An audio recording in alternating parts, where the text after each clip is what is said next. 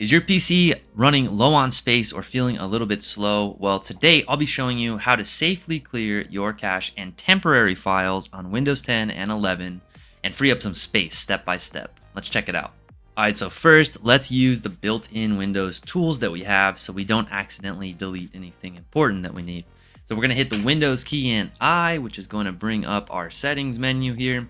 And I like to just type right in here into the top. We can do storage settings, and it'll come up right there. That's one option. Another option is to actually go into system and go to storage right here on the left side, okay? Either way you do it, it'll bring you to this screen right here, okay? Now let's first talk about what's at the top here, which is called Storage Sense. Now currently I have that turned off. If you don't want to have to manage temporary files and deleting these things on your own, you can always turn that on. What that will do, what Storage Sense will do, will basically automatically run daily, weekly, monthly, whatever you set it to, and kind of clear some of this stuff out. What we're about to do, it's going to kind of do it for you. Now, I have a ton of temporary files, as you can see here. This is a breakdown of storage on my main drive, what's in apps and features, what's in other, and then what's in the temporary file section, okay? Now, if I click on this, it's going to show me some of the things, some of these temporary files that I'm actually using here. I can choose what I want to delete.